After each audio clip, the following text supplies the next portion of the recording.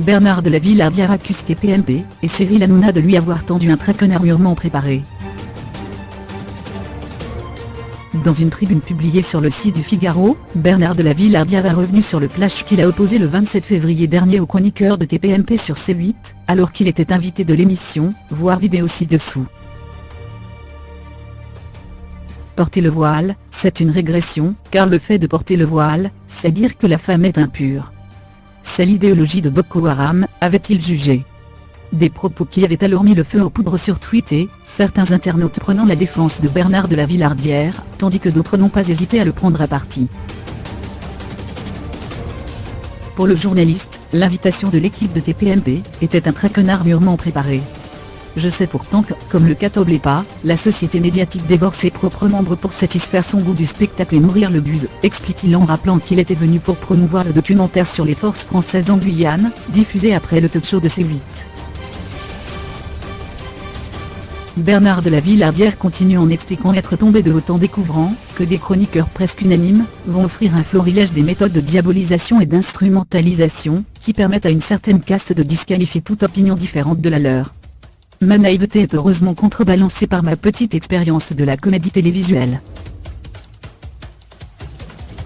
Face aux attaques, je m'attache à répondre par des faits.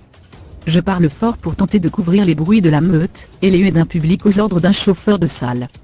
Je ne me laisse pas déstabiliser par la manœuvre consistant à me faire passer pour un macho refusant d'écouter une femme, continue le présentateur d'enquête exclusive sur M6.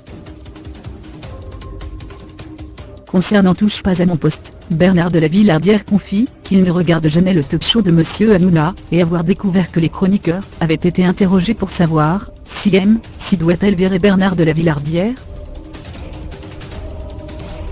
Les porte-flingues de Monsieur Hanouna en avaient doctement devisé il y a quelques semaines.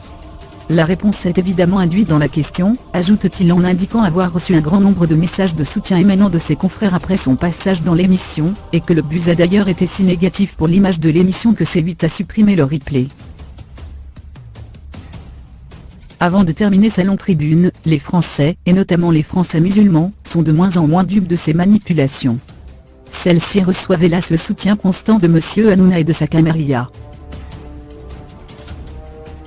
Ils adoptent une posture qui les place dans le camp de la bienveillance. Du moins le croient-ils. Si leur sottise teintée de vulgarité ne mérite que des haussements d'épaules, leur ignorance fait assurément des dégâts. Faut-il ne laisser au jeune public de TPMP que le choix entre le fondamentalisme et l'empire du vide? Je ne suis pas de ceux qui ont regretté le Canal+ des années 1990-2015. L'esprit de dérision et le parti pris idéologique chassaient tout sens de la nuance, faisant le lit de ce que l'on a appelé le politiquement correct. Mais doit-on se satisfaire des risques d'une autre hégémonie? Celle de la bêtise triomphante, et de l'esprit de soumission?